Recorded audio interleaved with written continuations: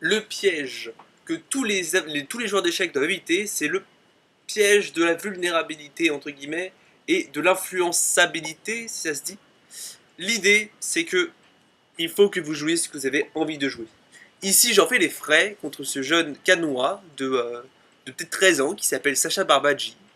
Euh, je lui joue E4. Il me joue à Sicilienne avec C5. Et ici, normalement, je joue C3. Mais finalement, j'avais eu un stage avec des maîtres il n'y a pas longtemps, maître international et maître FIDE. Et ils m'ont dit clairement que C3 c'était pas un très bon coup et qu'il faudrait que je joue cavalier F3 parce que c'est plus instructif, c'est plus dynamique. Et du coup, j'ai décidé de le jouer. J'étais pas à l'aise, hein, honnêtement, parce que j'ai pas très bien révisé.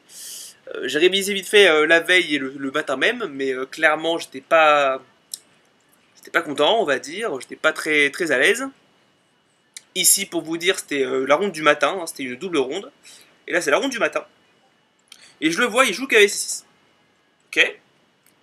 Donc c'est une des lignes principales. Hein. L'idée c'est que là j'aurais encore une fois pu partir sur une alapine avec C3, ou partir sur une attaque Nièce-Medinov Rossolimo avec fou B4, hein, avec l'idée de venir taper le cavalier, échanger, puis mettre tous mes pions sur les cases blanches, ok, et jouer une position très solide. Mais ici du coup finalement j'avais pas envie de faire nul, hein, j'avais vraiment envie de lui taper dans le dur, j'ai envie de dire, avec D4. J'étais pas très à l'aise, mais je me dis, bon, de toute façon, c'est un 1700, il va pas connaître beaucoup plus que moi, grosse erreur d'ailleurs. Mais bon, ça passe. Il me prend, je le prends, cavalier F6, attaque mon pion, cavalier C3, défend E5. Et là, il attaque mon cavalier. Donc c'est ce qu'on appelle la sicilienne Svechnikov. Il vient attaquer mon cavalier, prendre le centre avec tempo, mais il affaiblit un peu ses cases de la colonne D. Donc je vais directement jouer cavalier DB5, avec l'idée d'exploiter cette faiblesse en venant menacer cavalier D6. Hein, si jamais il joue par exemple A6, cavalier D6, et après quelques coups logiques, vous notez que j'ai un gros avantage de développement, où du coup je vais pouvoir gagner assez facilement. Mais du coup il joue D6, empêche toute infiltration en D6 avec mon cavalier, sur quoi je joue, du coup, là mon idée, mon plan stratégique de la Svechnikov, ça va être de contrôler la case D5. Et je le savais, hein, mon idée c'est de mettre mon cavalier en D5, faire en sorte qu'il ne puisse pas reprendre. Donc ici je joue fou G5. Menace cavalier D5. Et là vous notez c'est cloué, hein. Là, la dame est derrière, donc si jamais il prendrait, ça serait un avantage pour moi. Donc là, je le vois, il joue assez rapidement A6, qui est la ligne principale, hein, ça tape un peu mon cavalier. Il est forcé de revenir en A3, il joue B5, ligne principale, vient taper sur la fourchette, sur quoi je suis obligé de réagir. Donc ici je joue cavalier D5, joue sur ce clouage, il est obligé de défendre avec par exemple fou E7, vient déclouer, sur quoi ici du coup il menace évidemment hein, de prendre mon cavalier, ce qui enlèverait cette faiblesse de la case D5 que l'on a vu dans la Svechnikov, et même plus, si jamais je viens par exemple simplement développer mon fou, ici il prendrait, et non seulement mon fou est en prise, mais si je le prends en fait il pourra simplement reprendre, comme ça, et j'aurais perdu une pièce, donc c'est pas bien. Mais du coup, il faut que je réagisse et je prends. Pour empêcher du coup qu'il puisse prendre mon cavalier en D5. Sur quoi il prend du fou. Et là maintenant, je savais mon dernier coup, c'était la fin de la préparation et il joue C3. L'idée étant de venir jouer cette manœuvre de cavalier C2, cavalier E3 que vous voyez à l'écran, et venir consolider, vous voyez complètement mon cavalier. Mais là, je le vois, il réfléchit un petit peu, mais finalement, assez rapidement, il joue un coup de prépa, hein, il joue un coup très bien joué de sa part, cavalier E7. Waouh. Un coup choqué. Je suis choqué, je suis complètement surpris, il m'a pris de court. L'idée c'est qu'il veut taper mon cavalier, donc il veut encore une fois régler le problème de sa case D7, de sa case D5. Parce que son idée, lui, c'est qu'il veut absolument pousser le pion D5 pour délier sa position, prendre de l'espace et faire en sorte que son pion E soit quand même vachement fort. Je réfléchis, je vois pas vraiment quoi jouer. Je me dis, ok, si je bouge mon cavalier, le problème c'est qu'il va prendre. Et quand je dois reprendre, admettons comme ceci, déjà si je prends du pion, le problème c'est que mon pion il prend la case vulnérable, donc elle n'est plus vulnérable. Et si je prends de la dame, j'ai l'impression qu'après par exemple tour A7, tour C7, fou B7, j'ai l'impression qu'il gagne quand même vachement d'activité en fait. Et j'ai pas l'impression que ce soit bien. Donc j'écarte assez rapidement cette option. Je me rends compte aussi que cavalier pro F6, le problème c'est que le cavalier il contrôle encore la case D5, donc il n'a plus de faiblesse. Donc finalement, après peut-être 10-15 minutes d'options et de tentatives de calcul, je joue cavalier prend E7. Avec l'idée, encore une fois, vous voyez aux flèches, de venir en D5 avec mon prochain cavalier, et vous notez maintenant, il n'a plus aucune pièce qui défend la case.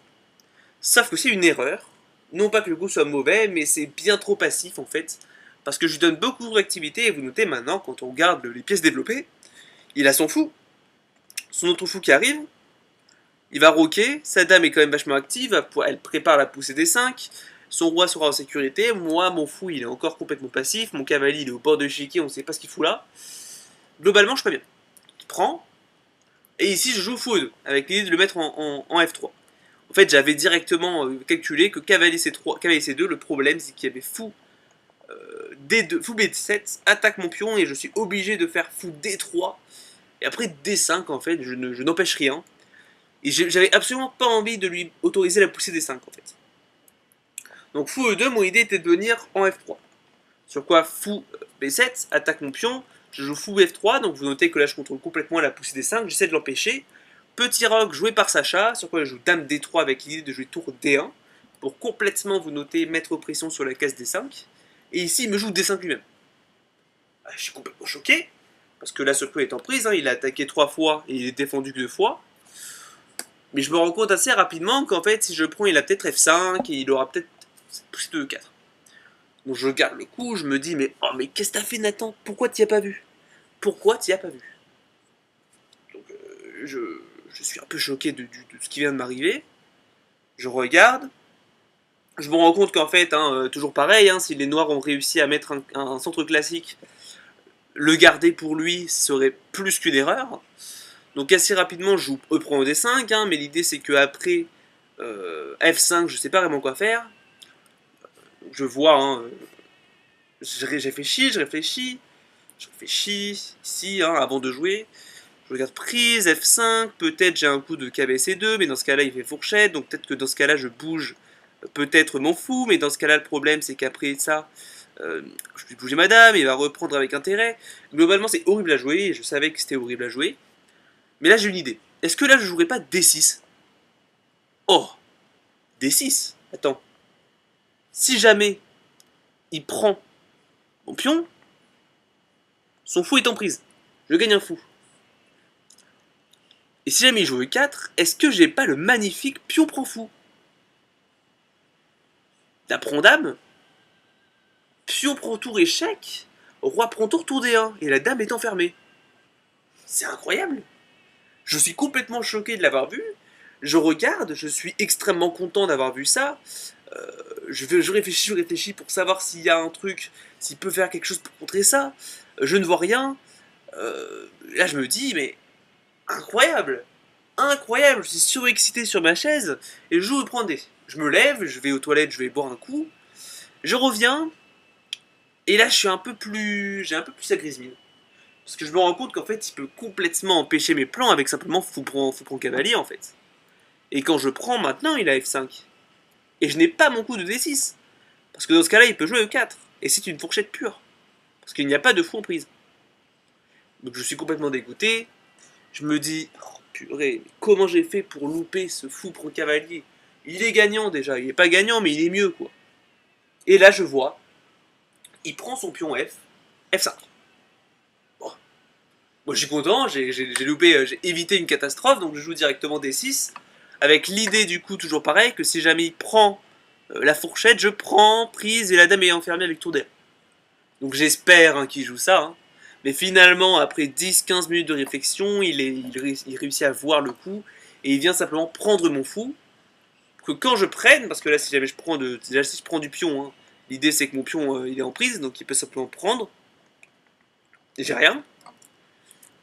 Mais du coup je décide de prendre de la dame pour éviter de doubler les pions, sur quoi il prend de la dame. Si jamais il prenait du fou, en fait le problème c'est que j'ai dame D5, et je pourrais ensuite tout simplement bouger par exemple après roi H8, tour cavalier C2, et ma dame est quand même assez bien placée. Donc ici il décide à la place de prendre de la dame pour empêcher mon coup de dame D5, sur quoi je joue assez rapidement, mais je réfléchis quand même parce que j'hésitais à roquer, mais dans ce cas j'avais vu que E4, dame G3 c'était un peu désagréable, sur quoi prise me créerait trop gros pion bien doublé, bien isolé. Hein. Vous notez que là maintenant il peut peut-être même déjà attaquer avec tour C8. C'est pas agréable, j'aimais pas. Et finalement je joue tour D1. Tape la dame. Je m'attendais à ce qu'il joue dame E6. Hein, avec l'idée d'empêcher encore indirectement mon coup de dame D5. Mais finalement il me joue dame B6. Que je ne comprends pas sur le coup, mais son idée est quand même assez subtile et très bien jouée. Donc ici je joue dame D5, échec. Force, roi H8. Et là je regarde. Je me dis, attends, mais je gagne un pion là. Et je me rends compte qu'en fait il est malin ce 1700 parce que il peut simplement prendre mon cavalier. Et quand je reprends, mon roi est en E1. Il est encore au centre. Et il peut faire simplement tour, peu importe laquelle, en E8. Et je perds la dame. Incroyable. Bien joué. Je regarde ça, je me dis, ah, le piège en carton, il a essayé de m'avoir avec ça. Bon.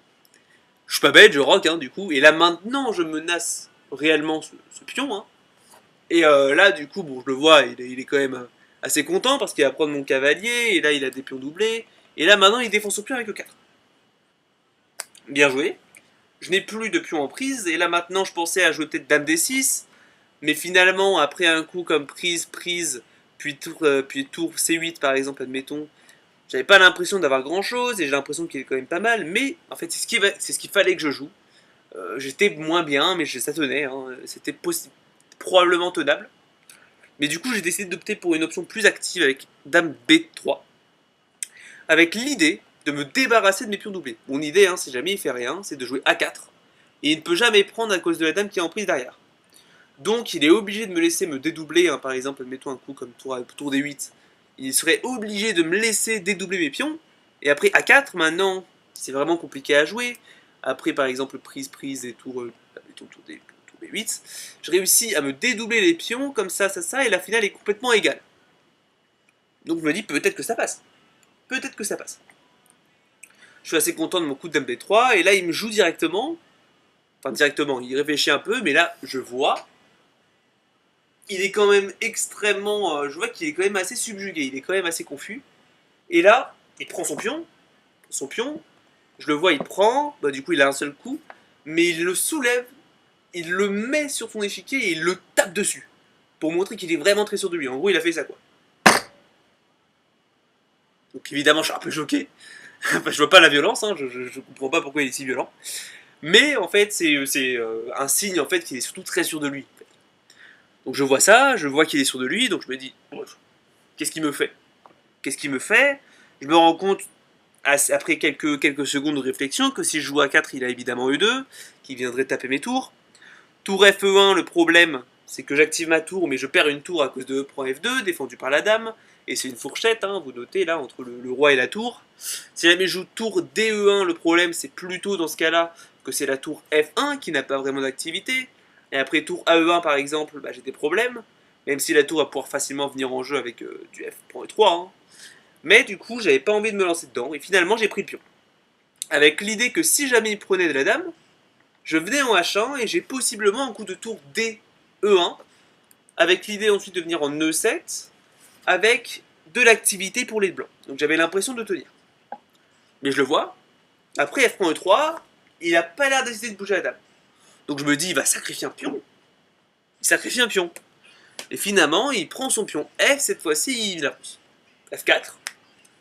Idée logique, hein, il joue sur le clouage, donc je ne peux plus jamais défendre ce pion.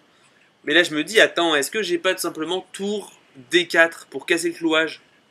Et quand tu prends, j'ai peut-être prise. Prise, et ton pion il est faible, je vais pouvoir venir le prendre, venir le pêcher avec dame C2, dame E2, dame D3, peu importe en fait. Donc finalement, je vois que ça m'a l'air d'aller, et je joue tour D4. Apparemment ici c'est une erreur, et ce qu'il fallait que je joue c'était dame D5, sacrifier le pion avec roi H1 qui arrive, et une finale qui est quand même assez complexe, mais l'idée c'est qu'après prise par exemple je peux carrément prendre le pion, et il ne peut jamais prendre ici, parce que du coup il perdrait la tour, et ça fait mettre du couloir, hein, vous notez. Et c'est compliqué, mais en gros c'était l'option qui tenait le plus. Mais du coup, après tour D4, il me joue, F prend E3, très logique, il reprend le pion. Sur quoi ici, évidemment, j'ai pas envie de prendre la tour, hein, parce que après tour prend, mon roi est complètement enfermé. Il pourrait même avoir des petits mats un peu marrants avec E2. et tour F1. Très marrant, le pion contrôle la case et ça ferait un espèce de mat du couloir un peu arrangé. Donc là je vois, il prend, et là je suis un peu abasourdi parce que je me dis, oh là là, ça pue le sapin. Je joue dame D1 pour un peu empêcher l'avancée du pion, il me joue dame C5 et là je suis un peu abasourdi. Je me rends compte que j'ai tout simplement plus d'activité, que ma position est complètement stérile. Il attaque mes deux pions, sur quoi si jamais j'essaie de les défendre un peu bêtement avec dame C1, il y a E2, tour E1, tour à E8, et ces pièces sont beaucoup trop actives, son pion est vraiment une épine dans ma position, c'est impossible à jouer. Donc je réfléchis, et finalement je pour dame E2. Donc je sacrifie un des deux pions. L'idée c'est qu'il va probablement prendre mon pion A, hein, parce que sinon je vais pouvoir simplement défendre celui-là, et globalement en fait mes pions sont quand même d'une assez bonne qualité, il s'est débarrassé des pions doublés. Mais du coup il prend le pion C. Mon idée était en fait de venir empêcher sa poussée E2 avec des possibles clouages, vous notez comme ça. Donc là j'ai l'impression d'être bien, et après tour D3 je m'en prends au pion noir, il joue tour prend F1. Et là je sens que ça pue en fait. Si je prends du roi, il a simplement dame C1, dame E1, tour F8, dame E2, dame C2, tour roi prend E3, tour E8, je perds la dame. Très compliqué à jouer, globalement je perds. Enfin, j'ai l'impression que roi prend F1 est un peu trop vulnérable, hein. D'ailleurs si jamais il fait ça, je pouvais peut-être jouer simplement tour D1, mais dans ce cas-là il y a dame prend E3. Globalement je repère un deuxième pion et je suis complètement perdant. Donc finalement j'opte un peu par dépit pour dame prend F1. Il joue dame C5, il essaie de rejouer sur le clouage, admettons je fais un coup un peu aléatoire, il a E2. Échec, attaque la dame, et si jamais je bloque, maintenant il a promotion, et la dame est clouée donc je peux pas prendre. Là vous notez, la dame est un peu en l'air, et là c'est complètement impossible, là c'est même mat en 3 sur l'ordinateur, et du coup c'est pas possible. Du coup je joue dame E2 pour réempêcher en fait l'avancée de ce pion, et il me joue tour E8 pour consolider le pion, et là j'hésite entre H3 et G3 pour me créer des cases de sortie, hein. L'idée c'est que dame C1 était toujours une possibilité. G3 j'ai fini par un peu abandonner à cause de dame C1, roi G2 et peut-être dame C6 avec l'idée de peut-être venir en F3, en F6. Et vous notez que mon roi il a quand même il a beaucoup de diagonales où il est très vulnérable, hein. Toutes les lignes sont ouvertes, globalement c'est vraiment très compliqué à jouer. Donc finalement j'opte pour H3 qui m'a l'air d'être une option beaucoup plus sécurisée, où là il n'y a que cette diagonale et cette ligne qui sont ouvertes, il n'y a pas de grosses diagonales comme ça. Globalement j'ai l'impression que ça tient. Dame C1 joué par Sacha, roi H2, mais le petit problème que j'avais pas anticipé en fait c'est que mon roi ici il s'éloigne beaucoup trop du champ de bataille. Il s'éloigne beaucoup trop de ce pion et en fait si vous notez bien, il est en dehors du carré du pion, vous notez là, il est en dehors du carré du pion et c'est une grosse erreur. Dame C7, G3, donc j'essaie vraiment de bloquer mon option. Dame C4. Je regarde, je m'attendais absolument pas. Je regarde d'un peu plus près, et là je suis dégoûté. Je suis dégoûté parce que je me rends compte qu'en fait je suis complètement perdant, qu'il n'y a rien à faire, que peu importe ce que je fais, je vais finir par perdre et que je me suis une deuxième défaite. Globalement je suis démoralisé, évidemment je garde ma poker face parce que j'essaye de vraiment rien laisser paraître même si je suis perdant. Parce qu'il y a un monde où il ne voit pas et il finit par faire la nulle. Je me rends compte évidemment que si je prends de la tour, le problème c'est qu'il peut simplement prendre la dame, et après prise, il y a prise, et il a une tour de plus. Si je prends le pion de la dame cette fois-ci, avec l'idée que quand il prend de la tour, j'ai 7 échecs qui est fait échec et mat. Le problème c'est que c'est pas échec et mat, parce qu'il peut revenir avec la dame. Et dans ce cas-là, après prise, j'ai simplement une tour de moins. Je me rends compte que si jamais je fais rien, admettons je fais un coup de roi G2 par exemple, pour venir apporter mon roi, bah là maintenant le problème c'est que mon roi il est juste beaucoup trop en retard, il peut simplement prendre ma tour. Sacrifice de dame. Dame prend dame et E2. Et là, je suis trop tard en fait. Mon roi il est en G2, pas en F2. Et là, du coup, j'ai aucun moyen d'empêcher la promotion. Et donc, je vais finir avec une tour en main encore une fois. Et je me dis, comment j'ai fait ça? Comment j'ai fait pour ne pas voir ça? Comment cette finale qui m'avait l'air tenable a fini par tenir tant au vinaigre? Enfin, hein. Donc finalement, je me rends compte qu'il y a une seule option plausible qui permet de tenir un peu, c'est tour D2. Avec l'idée que si jamais il prend la tour, c'est pas gratuit, hein, parce que déjà la tour elle est en l'air, et là on peut se dire qu'après dame G8, son pion va damer, sauf que je fais dame D7, ok mon pion est en prise, mais là maintenant je viens refaire échec, forcer dame à revenir en arrière, et maintenant je te prends. C'est une finale de dame avec un pion de moins, mais les finales de dame avec un pion en moins, c'est clairement pas si clair, parce que la dame peut toujours un peu se filer. Vous notez que là, bah, c'est complètement égal, hein. Ici il y a 2 contre 2, et là j'ai ma dame et mon roi qui vont venir sur ce côté, où ça va peut-être réussir à faire nul.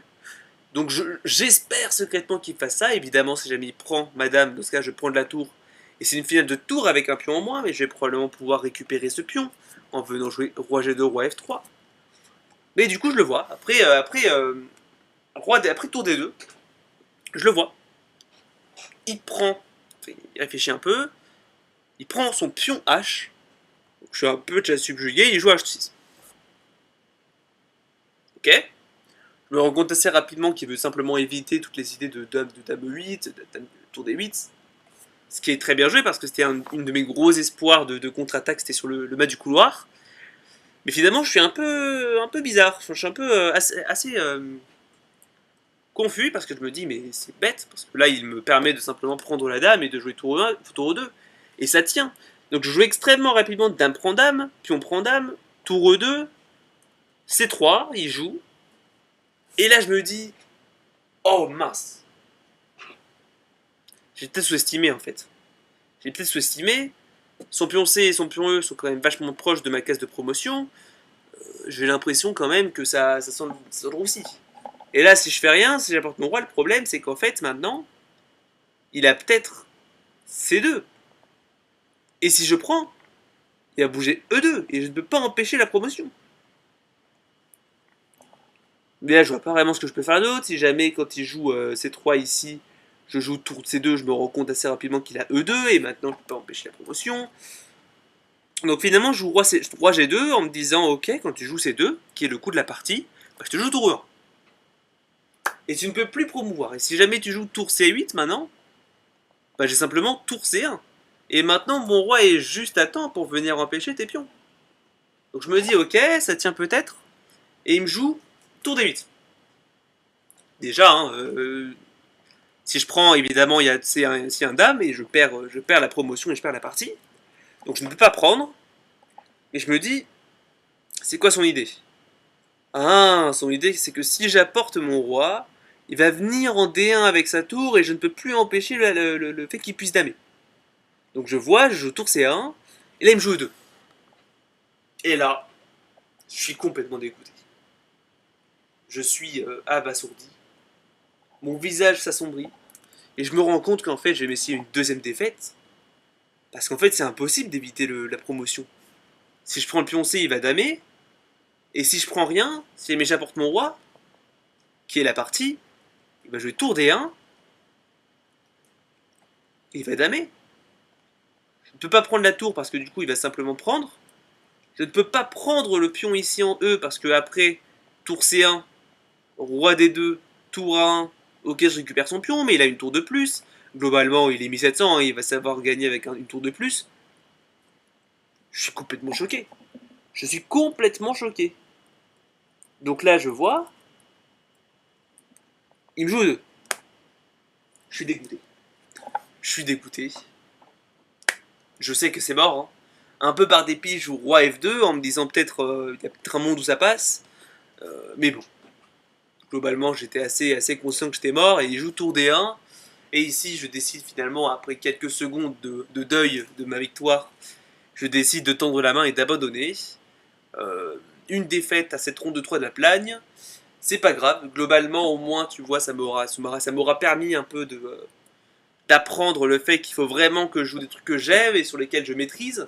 C'est pour ça, hein, c'est ce que je dis, j'étais trop influençable et j'ai fini par jouer une ouverture que je ne maîtrisais pas, donc c'était un gros piège que j'avais envie de vous partager. Mais du coup, demain, on joue, du coup c'est la ronde de l'après-midi, demain on verra la partie, la ronde 4, où on joue un jeune ancien de peut-être 11 ans, je crois, qui s'appelle Gabriel, avec les Noirs, et je vous dis du coup à demain pour la ronde 4 de la Plagne. C'était Dragonia Alpin, tchuss.